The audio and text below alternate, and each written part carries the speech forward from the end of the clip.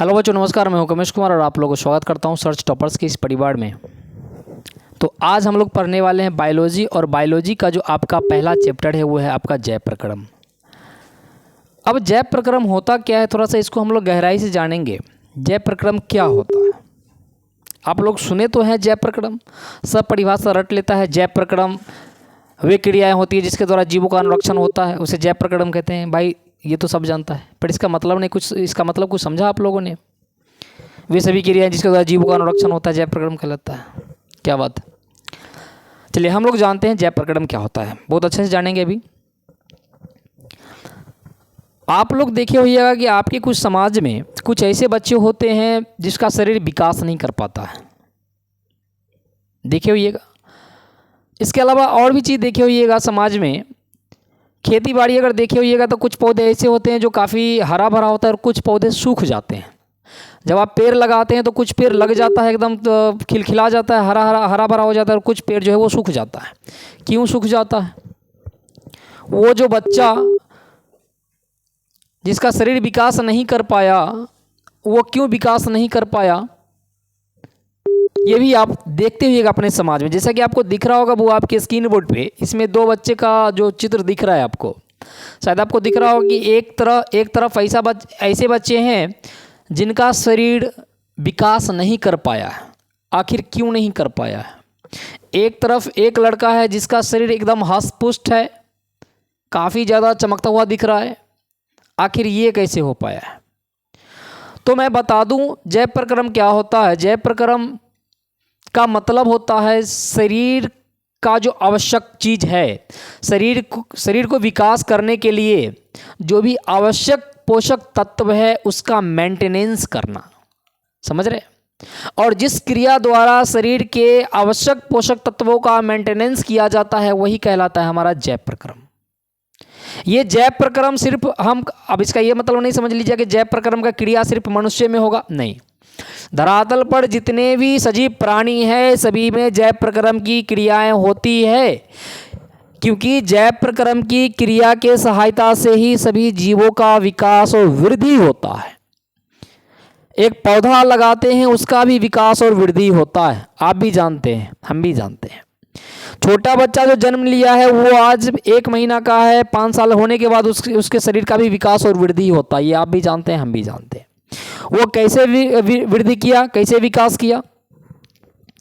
Maintenance की वजह से, जैव प्रक्रम की क्रिया की वजह से, समझ रहे ना?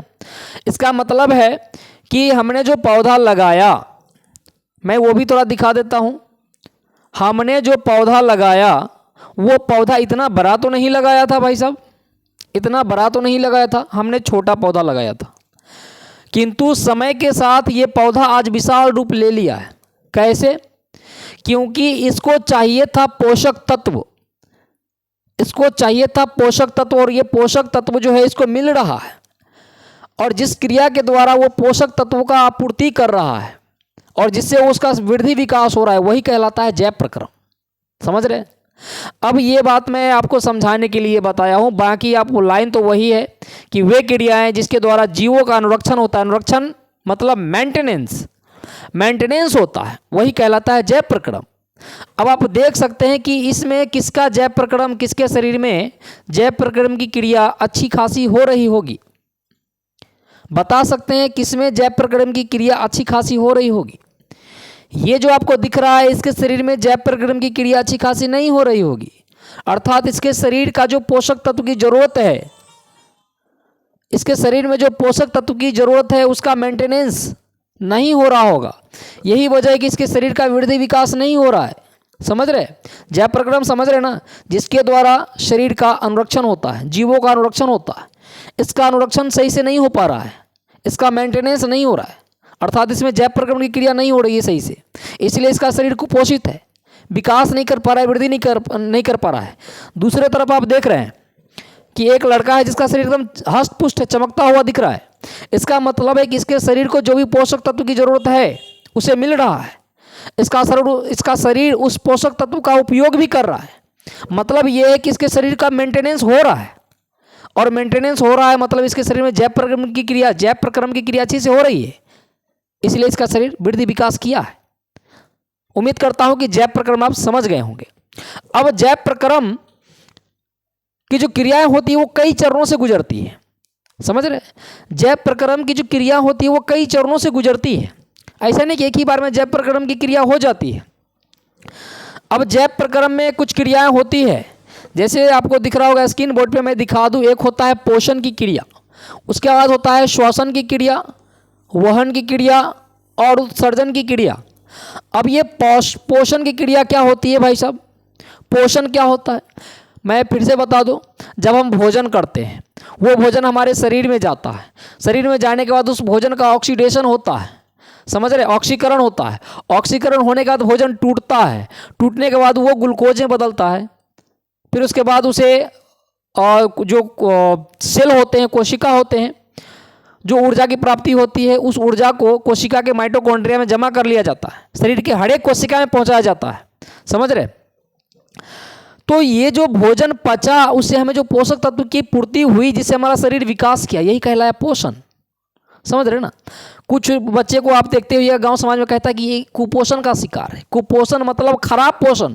इसका मतलब है कि उसके शरीर में भोजन सही से नहीं मिल रहा है, उसे उसके शरीर को, जो उसके शरीर को पोषक तत्व की आवश्यकता है वो उसकी पूर्ति नहीं हो पा रही है, जिस वजह से उसका शरीर कुपोषित है।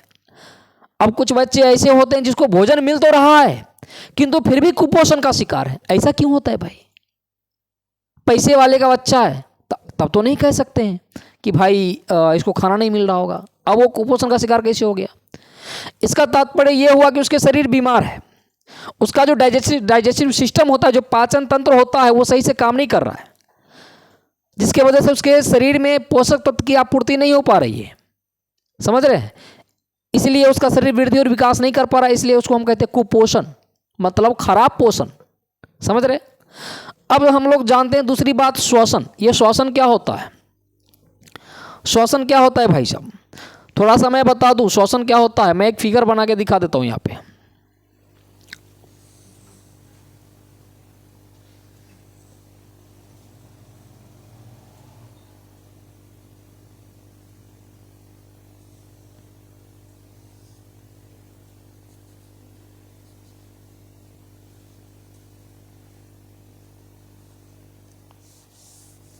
चलिए, थोड़ा सा टाइम लग रहा है, फटाफट मैं बना देता हूँ इस चीज़ को।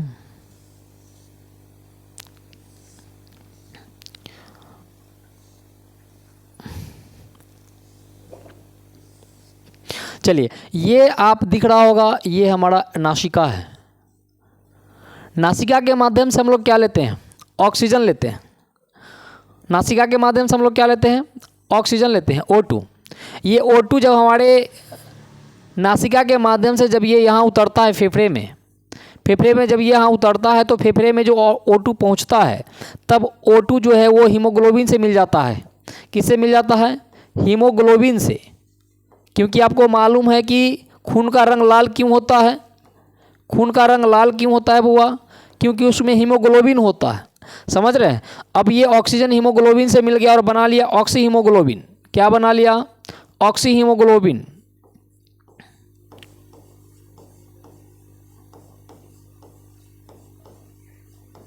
Oxy haemoglobin. अब इसको हम लोग बोलते हैं शुद्ध रक्त। क्या बोलते हैं इसको? शुद्ध रक्त। अब इस ऑक्सी हीमोग्लोबिन का फिर से ब्लड संचरण के माध्यम से ये भोजन के पास पहुंचाया जाता है और वहां जाकर के ऑक्सीजन को छोड़ दिया जाता है। ये जो ऑक्सीजन जो लिया था, अब फिर से ऑक्सीजन को छोड़ दिया जाता है। और जब ऑक्सीजन पहुंचता है भोजन के पास, जब ये भोजन के पास पहुंचता है तो भोजन को तोड़ता है। क्या करता है भाई? भोजन को तोड़ता है, समझ रहे हैं। भोजन को तोड़ता है, ऑक्सीकरण करता है भोजन को। किसके प्रेजेंस में? ऑक्सीजन के प्रेजेंस में भोजन टूटता है और भोजन टूटने के बाद क्या होता है कि ऊर्जा उत्पन्न होता है और कार्बन डाइऑक्साइड की उत्पत्ति होती है। जब कार्बन डाइऑक्साइड की उत्पत्ति होती है बुआ, तो कार्बन डाइऑक्साइड हमारे शरीर के लिए उपयोगी नहीं होता, ये गर्म गैस होता है। कैसा गैस होता है बुआ? गर्म गैस होता है। कार्बन डाइऑक्साइड कैसा गैस होता है? गर्म गैस होता है। ये हमारे शरीर के लिए उपयोगी नहीं होता है। तो इसको क्या करता है, जब आपने भोजन को, ऑक्सीजन को जब छोड़ा था तो इस समय हीमोग्लोबिन तो फिर से अकेला पड़ गया। तो ये हीमोग्लोबिन अब किसके साथ मिल जाता है? कार्बन डाइऑक्साइड के साथ और मिला लेता है, मिल के बन जाता है कार्बोक्सी हीमोग्लोबिन, और फिर से ये पहुंचता है यहाँ और यहाँ जाकर के कार्बन डाइऑक्साइड को छोड़ देता है। और जब हम सांस छोड़ते हैं, आप एक बार छोड़ के देखो, छोड़ो सांस, छोड़ो सांस। जब छोड़िएगा तो आपको नाक के माध्यम हाथ रखो, देखना आपको गर्म गर्म फील होगा, अर्थात वो जो गैस जो निकल रहा है सांस छोड़ने पर, वही हमारा क्या होता है, वही हमारा होता है कार्बन डाइऑक्साइड गैस। क्या होता है बुआ? Carbon dioxide gas. तो ये जो ऑक्सीजन लिया और फिर से भोजन को तोड़ा, फिर कार्बन डाइऑक्साइड बना और फिर कार्बन डाइऑक्साइड को हमने बाहर निकाला। ऑक्सीजन को लेना, कार्बन डाइऑक्साइड को छोड़ना। ऑक्सीजन लेना कहलाएगा उपचयन की क्रिया, और कार्बन डाइऑक्साइड जब यहाँ बना उसके बाद उसे बाहर निकालना कहलाया अपचयन की क्रिया। ये जो उपचयन और अपचयन की क्रिया, यही कहलाता है हमारा श्वसन। अर्थात कह सकते हैं ऑक्सीजन लेना, कार्बन डाइऑक्साइड छोड़ना, ये क्या कहलाया? हमारा श्वसन। अब अगला एक पॉइंट है आपका वहन। एक पॉइंट आपको दिख रहा होगा वहन। आपने दो चीज़ें भी समझा, पोषण। पोषण मतलब क्या समझा? पोषण मतलब भोजन हम करते हैं, भोजन का पाचन होता है और वो पोषक तत्व का हमारा शरीर उपयोग करता है, यही क्या कहलाता है? पोषण। ठीक है। श्वसन क्या समझा? श्वसन में आपने समझा कि हम ऑक्सीजन लेते हैं और उसके बाद ऑक्सीजन जो है भोजन को तोड़ता है, फिर कार्बन डाइऑक्साइड बाहर निकलता है, ये क्या कहलाता है? श्वसन। वहन, वहन क्या होता है? जब हम भोजन करते हैं भाई साहब, तो भोजन जो है जब पूरी तरह से पच जाता है तो जो उसका पोषक तत्व होता है वो रक्त में मिल जाता है। किस में मिल जाता है? रक्त में। और रक्त जो है वो उस पोषक तत्व को शरीर के सभी अंगों तक पहुंचाता है। आप सोच के बताइए कि भोजन हम पेट में करते हैं, अगर पोषक तत्व का सभी शरीर के सभी अंगों तक नहीं पहुंचाया जाता तो हमारा सिर्फ पेट ही बढ़ता है कि नहीं? लेकिन भोजन करते हैं पेट में, किंतु हमारा पैर भी बढ़ता है, हाथ भी बढ़ता है। इसका मतलब है कि भोजन में जो पोषक तत्व है उसको कोई ना कोई तो पहुंचाने वाला है कि नहीं? कोई ना कोई तो पहुंचा रहा है शरीर के सभी अंगों तक। तो कौन पहुंचा रहा है? रक्त पहुंचा रहा है। कौन पहुंचा रहा है भाई साहब? रक्त पहुंचा रहा है। और यही पोषक तत्व को एक जगह से दूसरे जगह पहुंचाने की क्रिया क्या कहलाएगा? आपका वहन, ट्रांसपोर्टेशन। क्या कहलाया जाएगा? ट्रांसपोर्टेशन। उसके बाद एक पॉइंट है आपका उत्सर्जन। उत्सर्जन क्या कहलाएगा? हमने जो भोजन किया, अब उस भोजन में जो पोषक तत्व है उसका तो उपयोग हो गया शरीर में, लेकिन जो अपशिष्ट पदार्थ है जिसका शरीर में कोई उपयोग नहीं है, उसे हम क्या करते हैं कि अपने मलाशय के द्वारा उसे बाहर निकाल देते हैं। उसी को हम लोग कहते हैं उत्सर्जन। क्या कहते हैं? उत्सर्जन कहते हैं। ठीक है, उम्मीद करता हूं कि समझ में आ गया होगा। अब पोषण, जैसा कि मैंने बताया कि धरातल पर बहुत सारे जीव हैं, धरातल पर बहुत सारे जीव है बुआ। ठीक है, आपको दिख रहा होगा तरह तरह के जीव है। ये कुछ भेड़ है, कुछ दिख रहा होगा आपको, इधर खरगोश है, इधर हिरण है, पेड़ पौधा है, बहुत तरह के जीव दिख रहा है। अब क्या सभी जितने भी जीव है सबका एक ही तरह का पोषण होता है क्या? सब में एक ही तरह क्रियाएं होती है? जिस तरह से हमने भोजन किया, वो भोजन शरीर के अंदर गया, वो पचा, पोषक तत्व का हमारा शरीर में वहन किया गया, उत्सर्जित पदार्थ को हमने बाहर निकाल दिया। क्या इसी तरह के पोषण की क्रिया सब में होती है? पेड़ पौधा में ऐसी होती है? नहीं भाई साहब, ऐसी नहीं होती है। बहुत से पेड़ पौधा में अलग होते हैं, कुछ माइक्रो ऑर्गेनिज्म होते हैं, बैक्टीरिया होता है, प्रोटोजोआ होता है, इसमें अलग होते हैं। जैसे कि आपको यहां दिखा देता हूं मैं, जैसे यहां देखिए, ये कवक है, ये आपको दिख रहा होगा, ये कवक है। इसका पोषण करने का तरीका अलग है, समझ रहे हैं? और मैं दिखा देता हूं, ये देखिए, ये फंगी है, ये फंगी है, इसका पोषण करने का तरीका अलग है। ये जो आपको दिख रहा है ना, स्ट्रॉबेरी के ऊपर में जो उजला उजला दिख रहा है फफूंदी, इस फफूंदी का, ये भी एक सजीव है, ये भी अपना विकास करता है, समझ रहे हैं? तो इसका तरीका अलग है। तो अब वो कौन कौन सा तरीका है वो हम लोग अभी पहले देख लेते हैं। ठीक है, वो हम लोग अभी जानेंगे पोषण का तरीका। तो सबसे पहले हम लोग पोषण का तरीका जो होता है वो दो तरीका के, पोषण के दो प्रकार के होते हैं पोषण। एक होता है स्वपोषण, एक होता है परपोषण या विषम पोषण कह सकते हैं। स्वपोषण क्या होता है बुआ? स्वपोषण जैसा कि आपको दिख रहा होगा, यहाँ स्क्रीन बोर्ड पे लिखा हुआ है, पोषण का वह तरीका जिसमें जीव अपना भोजन स्वयं बनाता है, किसी दूसरे पर निर्भर नहीं रहता है, उसको हम लोग बोलते हैं स्वपोषण। ठीक है, और ये क्रिया कहलाएगा स्वपोषण और वो जीव कहलाएगा स्वपोषी। ठीक है, जैसे पेड़ पौधा क्या करता है, जैसे चलिए हम यहाँ आ जाते हैं।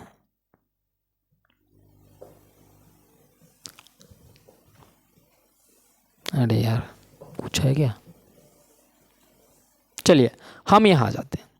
जैसे कि आपको दिख रहा होगा ये एक पेड़ दिख रहा है, ठीक है। अब ये अपना भोजन कैसे बनाता है, तो ये अपना भोजन बनाता है जैसे कि ये पूरा पर्यावरण है। ये क्या है बुआ, पर्यावरण है, ये पूरा पर्यावरण है, ठीक है, ये पर्यावरण है। अब पर्यावरण में तरह तरह के गैसें हैं, जैसे कार्बन डाइऑक्साइड है, ठीक है, ऑक्सीजन है, तरह तरह के गैसें हैं। उसके बाद इधर मान लेते हैं ये धूप निकला हुआ है, ये धूप निकला हुआ है और यहाँ से जो है सूर्य की रोशनी आ रही है, पड़ रही है, ठीक है। तो ये पेड़ क्या किया, पर्यावरण से इसको ज़रूरत है कार्बन डाइऑक्साइड की, उसको कार्बन डाइऑक्साइड को ले लिया, सूर्य की रोशनी ले लिया, ठीक है, सूर्य का प्रकाश ले लिया, प्रकाश ले लिया, और नीचे से ज़मीन से ले लिया ये खनिज लवण। क्या ले लिया, खनिज लवण, ठीक है। और इसके बाद ये सब मिल करके क्या बना लिया, ये भोजन बना लिया, जिसको हम लोग क्या कहते हैं, प्रकाश संश्लेषण कहते हैं। क्या कहते हैं वो, प्रकाश संश्लेषण कहते हैं। तो ये अपना भोजन के लिए किसी दूसरा पर निर्भर नहीं रहता है, समझ रहे हैं।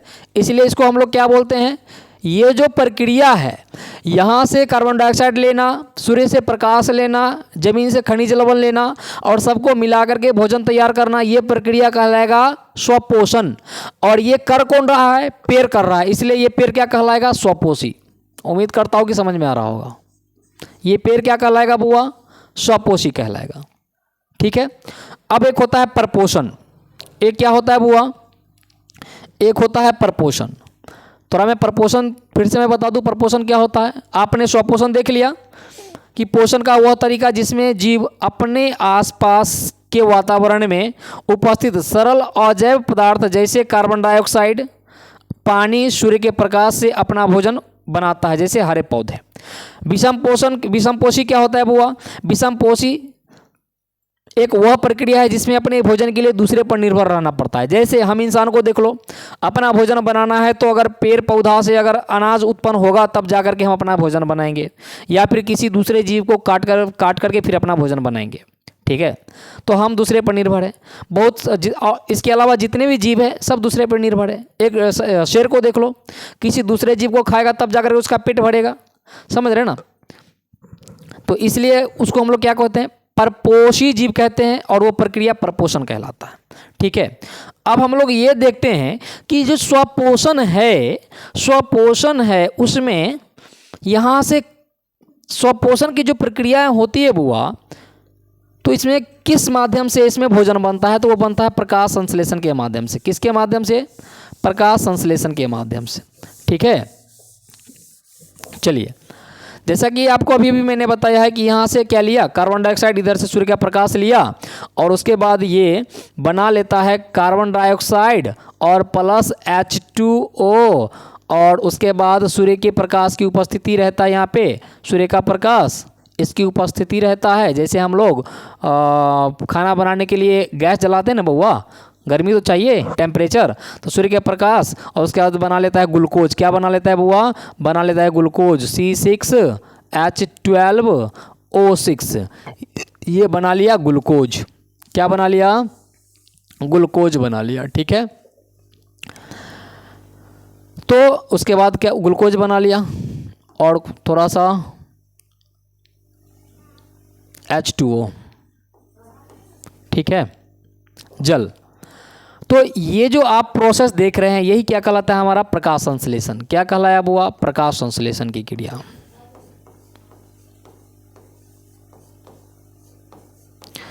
अब अगर आपसे पूछे कि प्रकाश संश्लेषण क्या होता है, तो सीधी सी बोल सकते हैं आप, प्रकाश संश्लेषण एक वैसा क्रिया है जिसमें पेड़ पौधा जमीन से खनिज लवण, वातावरण से कार्बन डाइऑक्साइड लेकर के सूर्य के प्रकाश की उपस्थिति में अपना भोजन स्वयं बनाता है। उसको, इस प्रक्रिया को हम लोग क्या कहते हैं, प्रकाश संश्लेषण कहते हैं। समझ में आ रहा होगा। और ये आप एक इक्वेशन जो है वो आप लिख दीजिएगा उदाहरण के तौर पर, ठीक है। प्रकाश संश्लेषण का आपका कंप्लीट परिभाषा हो जाएगा। अब सवाल ये उठता है यहाँ पर, हर एग्जाम में जो है वो पूछा जाता है कि क्या प्रकाश संश्लेषण की प्रक्रिया के लिए कार्बन डाइऑक्साइड आवश्यक है, कितना आवश्यक है कार्बन डाइऑक्साइड, इसे सिद्ध करना है। यदि कार्बन डाइऑक्साइड नहीं होता तो क्या प्रकाश संश्लेषण की प्रक्रिया नहीं होती, इसको सिद्ध करना है। और ये 5 नंबर का पूछता है बुआ, 5 नंबर का। इसके अलावा ये जो आप पेड़ देख रहे हैं, ये हरा भरा पेड़, ये हरा भरा क्यों होता है भाई साहब? इसमें होता है क्लोरोफिल। क्या होता है? क्लोरोफिल नामक वर्णक होता है। क्या होता है बुआ? क्लोरोफिल नामक वर्णक होता है।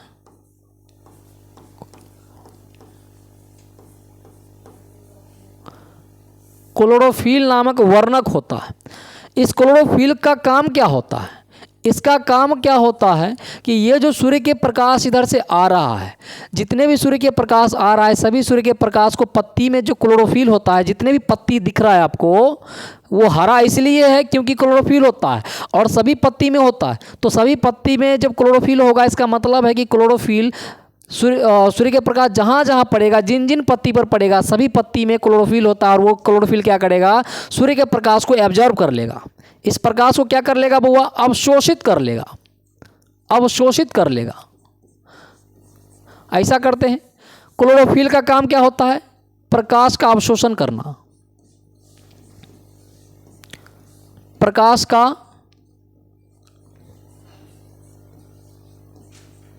अवशोषण करना। ठीक है।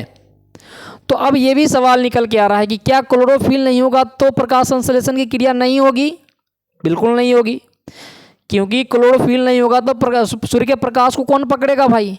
सूर्य के प्रकाश को जब नहीं पकड़िएगा तो क्या प्रकाश संश्लेषण की क्रिया होगी? जब आप चूल्हे में नीचे से आग नहीं जलाइएगा तो खाना बनेगा? गैस नहीं जलाइएगा तो खाना बनेगा बउआ? बताइए। तो वही बात है, जब सूर्य का प्रकाश रहेगा ही नहीं तो प्रकाश संश्लेषण की क्रिया होगा ही नहीं, पत्ती में भोजन तैयार नहीं हो पाएगा। ठीक है। अब यहाँ से सवाल, 2 सवाल बन जाता है कि सूर्य के प्रकाश संश्लेषण की प्रक्रिया के लिए कार्बन डाइऑक्साइड कितना आवश्यक है, इसे सिद्ध करें। प्रकाश संश्लेषण की प्रक्रिया के लिए क्लोरोफिल कितना आवश्यक है, इसे सिद्ध करें।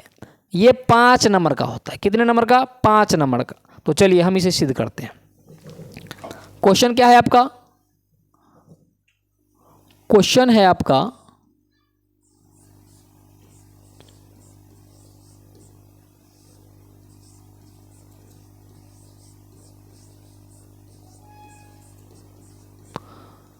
प्रकाश संश्लेषण के लिए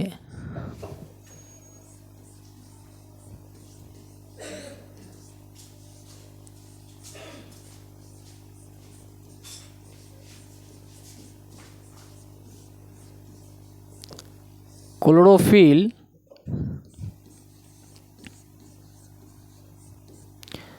कितना आवश्यक है, आवश्यक है, इसे सिद्ध करना है। सिद्ध करें। ठीक है। ये कितने नंबर में आते हैं बुआ? 5 नंबर का सवाल आता है ये, समझे? 1 गुने 5 मतलब 5 नंबर का आता है। तो आप क्या कीजिएगा, इसे सिद्ध करने के लिए आप एग्ज़ाम में, मैं अभी बस बता देता हूँ, इसे सिद्ध करने के लिए क्या कीजिएगा, एक वाटर बाथ लेना है। क्या लेना है बुआ? वाटर बाथ लेना है। ठीक है। इस वाटर बाथ में क्या है? पानी है। क्या है? पानी है, पानी है। और आपको लेना है एक क्रोन का पत्ती, या कैलियस बोलते हैं, क्रोन का पत्ती लेना है। क्रोन एक पौधा का नाम है।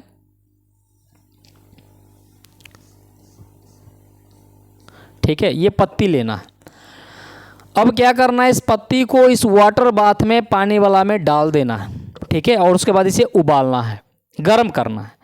गर्म करने के बाद क्या है कि इस पत्ती को निकाल करके थोड़ा सा स्पिरिट या फिर जो अल्कोहल वाला होता है, अल्कोहल वाला में इसे डाल देना है। ठीक है। अल्कोहल वाला में डाल देना है। अल्कोहल वाला में डालने के बाद इस स्पिरिट को फिर से इसमें डाल करके वाटर बाथ में तब जाके गर्म करना है। ठीक है। जब आप गर्म करेंगे, थोड़ी देर गर्म करने के बाद इसे आप ठंडा होने के लिए छोड़ देंगे। ठंडा होने के लिए जब आप छोड़िएगा तो उसके बाद इस पत्ती को, ये जो पत्ती आपने इसमें डाला, ये जो पत्ती आपने इसमें डाला, आप इसे गर्म किया, उसके बाद इस पत्ती को निकाल लीजिए और अच्छा से धो लीजिए। ठीक है। धोने के बाद क्या होगा कि आप इस पर आयोडीन डाल के देखिएगा, नमक। जब आप आयोडीन की मात्रा इस पर डालिएगा तो जिस भाग में हरा भाग होगा, इस पत्ती का जो हरा भाग होगा, पत्ती का जो हरा भाग होगा बउआ,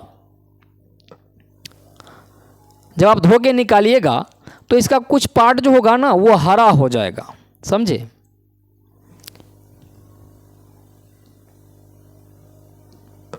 कुछ पार्ट जो है इसका, इधर वाला पार्ट कहीं कहीं हरा रहेगा, इस तरह से हरा रहेगा, ठीक है। और कुछ पार्ट जो है इसका सफ़ेद रहेगा या हल्का पीला रंग का रहेगा, कुछ पार्ट जो है इसका सफ़ेद रहेगा, ठीक है। तो जब आप नमक डालिएगा, तो जो हरा वाला भाग है ना, इस पर जब नमक पड़ेगा तो इसमें मंड तैयार हो जाता है। क्या तैयार हो जाता है? मंड, समझ रहे हैं, मंड तैयार होता है। और उजला वाला भाग में मंड तैयार नहीं होता है, इस भाग में मंड तैयार नहीं होता है, मंड नहीं बनता है, नहीं बनता। इससे यह साबित होता है कि जो हरा वाला भाग है उसमें क्लोरोफिल अभी भी है, क्लोरोफिल थोड़ा बहुत है। तो क्लोरोफिल होने के वजह से जब हमने इसमें नमक की मात्रा डाला तो प्रकाश संश्लेषण क्रिया हुआ, जिसके वजह से मंड बन गया। और जो भाग उजला है यहाँ पे क्लोरोफिल जो है घुल करके इसमें बह गया, स्पिरिट में चला गया, पूरी तरह से घुल गया। यहाँ पर ये भाग सफ़ेद हो गया। और जब हमने यहाँ पर जब नमक डाला तो इसमें कोई किसी तरह का रिएक्शन नहीं दिखा, मतलब यहाँ मंड की उत्पत्ति नहीं हुई, मंड नहीं बना, अर्थात यहाँ प्रकाश संश्लेषण की क्रिया नहीं हुई, प्रकाश संश्लेषण नहीं हुआ।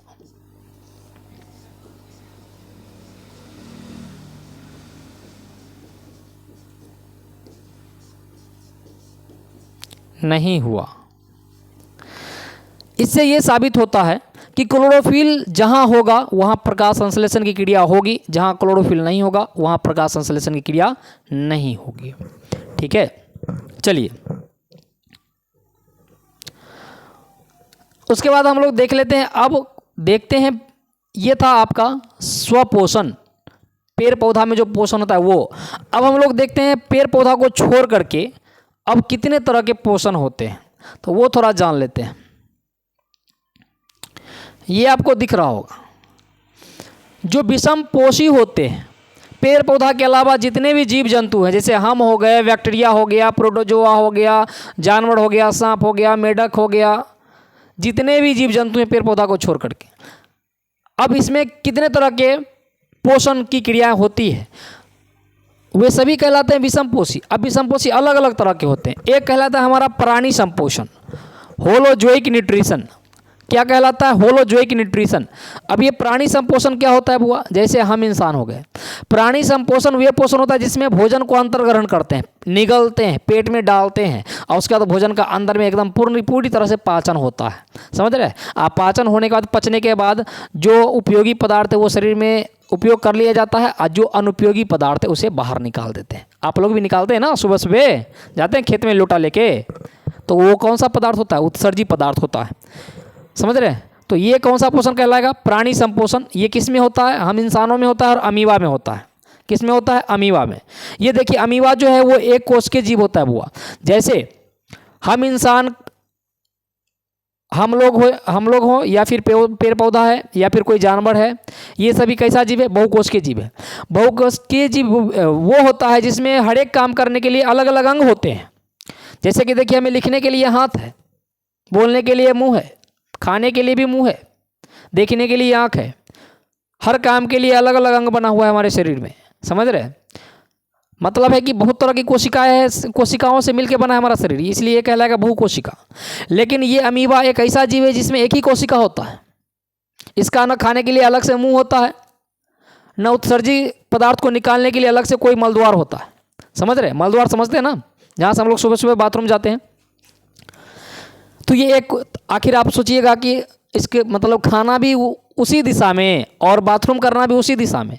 ये अमीबा एक ऐसा जीव है बउआ जो खाता जहाँ से वहीं से निकालता भी है। हम लोग तो खाते कहीं और से, निकालते कहीं और से, समझे। तो अब ये कैसे करता है? तो होता ये है कि जहाँ पर इसका भोजन है, मान लेते हैं कि ये भोजन है इसका, ठीक है, ये इसका क्या है? भोजन है। तो जिस पार्ट में भोजन रखा हुआ है वो उसके नज़दीक जाएगा और वहीं पर अपना खाने वाला आकार बना लेगा। कैसा बना लेगा, जैसे देख रहे हैं ये खाने वाला आकार बन गया। इसी को हम लोग क्या बोलते हैं, कूटपाद या पदाभ बोलते हैं। क्या बोलते हैं, कूटपाद बोलते हैं। ठीक है ना।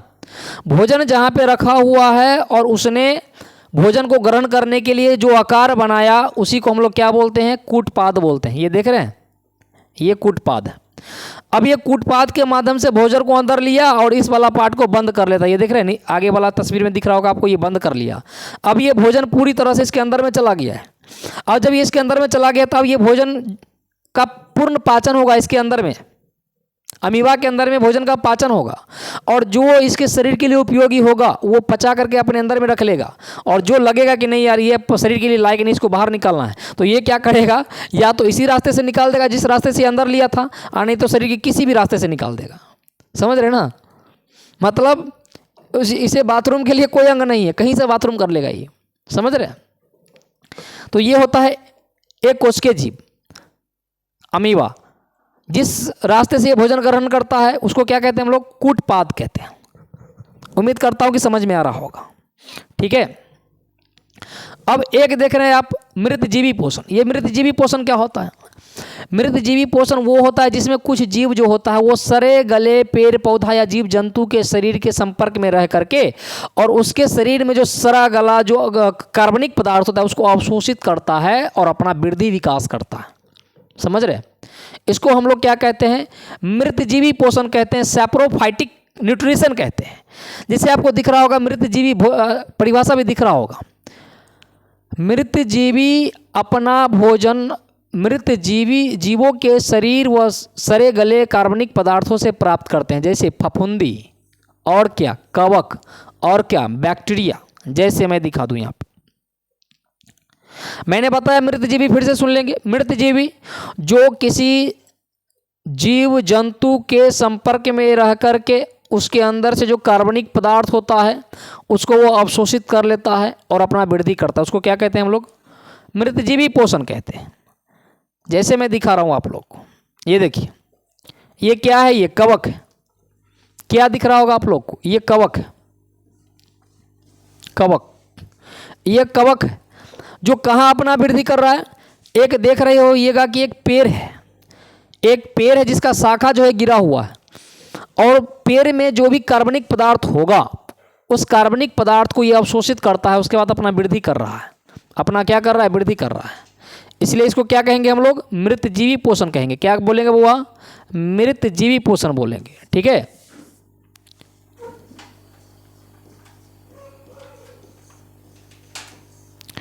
मृतजीवी पोषण बोलेंगे। ठीक है। जैसे में कौन कौन मृतजीवी पोषण का उदाहरण हो गया, कवक हो गया। क्या हो गया आपका, कवक। याद रख लेंगे आप लोग। मृतजीवी का उदाहरण क्या क्या हो गया आपका, उदाहरण के तौर पर यहां मैं लिख देता हूं। मृतजीवी में क्या क्या हो गया उदाहरण के लिए, उदाहरण में क्या आ जाएगा ये बात ध्यान में रखेंगे आप लोग, कवक और क्या, फफूंदी। ठीक है। और क्या, बैक्टीरिया।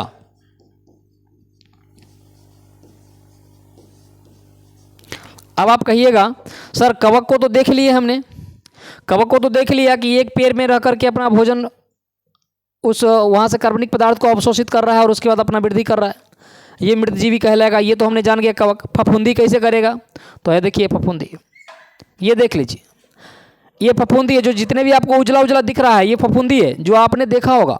आप जब पाव रोटी खाते हैं, कुछ एक दो दिन ज़्यादा लेट हो जाता है, तो आप देखे होइएगा कि पाव रोटी के ऊपर में भी फफूंदी लग जाता है। क्या लग जाता है, फफूंदी लग जाता है।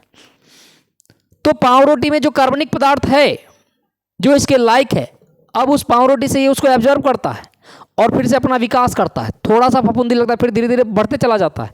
ये देखिए स्ट्रॉबेरी के ऊपर में रह करके फफूंदी क्या कर रहा है, कि अपना वृद्धि कर रहा है।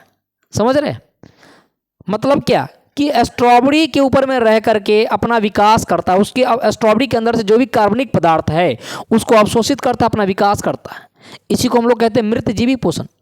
कह सकते हैं कि मृत जीवों के अंदर से, मृतजीवी मतलब जो किसी प्राणी है जो मर गया या कोई पेड़ पौधा टूट के गिर गया और उसमें जा सट करके या उसमें रह करके और उसमें कार्बनिक पदार्थ को एकदम चूस लेता है और अपना विकास कर लेता है, यही कहलाएगा मृतजीवी। तो ये फफूंदी, एक ये एग्जाम्पल आपने देखा। बैक्टीरिया को भी मैं दिखा देता हूँ। ये देखिए, ये बैक्टीरिया है। बैक्टीरिया क्या करता है, ये देख रहे हैं, तरह तरह के फल फूल है, फल फूल में कार्बनिक पदार्थ होते हैं और उसमें रह करके ये बैक्टीरिया क्या करता है कि अपने वृद्धि विकास करता है, अपनी संख्या को बढ़ाते रहता है। ये भी बैक्टीरिया क्या कहलाएगा, मृतजीवी कहलाएगा। चलिए उसके बाद हम लोग देख लेते हैं, आपने क्या देखा, प्राणी संपोषण। प्राणी संपोषण में हम लोग आ जाएंगे, मृतजीवी में क्या क्या आ जाएगा, बैक्टीरिया आ जाएगा, फफूंदी आ जाएगा, कवक आ जाएगा। उसके बाद हम लोग देख लेते हैं एक और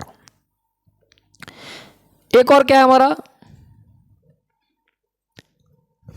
परजीवी पोषण। क्या है आपका, पैरासाइटिक न्यूट्रिशन, परजीवी पोषण।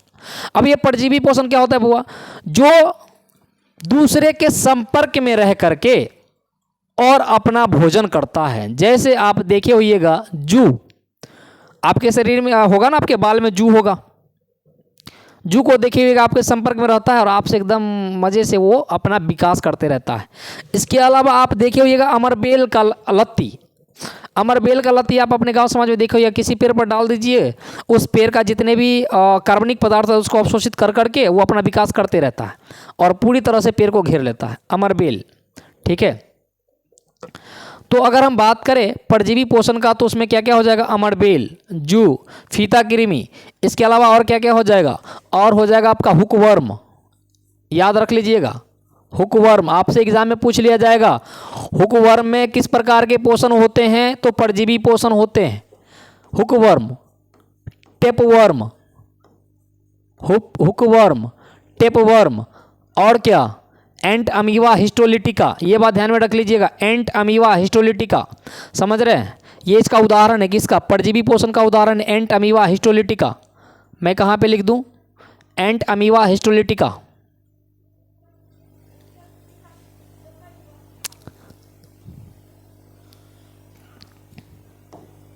चलिए, परजीवी,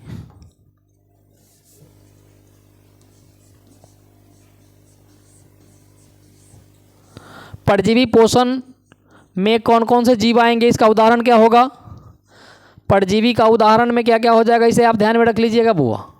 परजीवी में आ जाएगा जू, समझ रहे ना, जो आपके बालों में होता है। उसके बाद आ जाएगा अमरबेल की लत्ती, अमरबेल। ठीक है, उसके बाद आ जाएगा आपका हुकवर्म,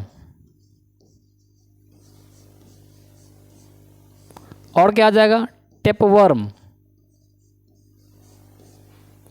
और क्या आ जाएगा, एंट अमीवा हिस्टोलिटिका, एंट अमीवा, एंट अमीवा हिस्टोलिटिका,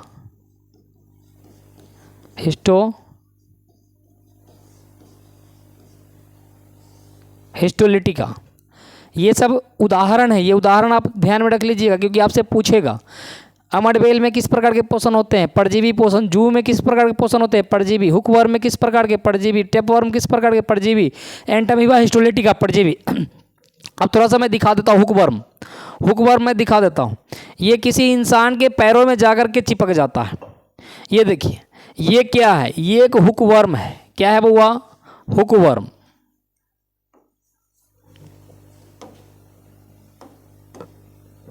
ये क्या है, ये एक हुकवर्म है जो आपको लाल लाल दिख रहा है।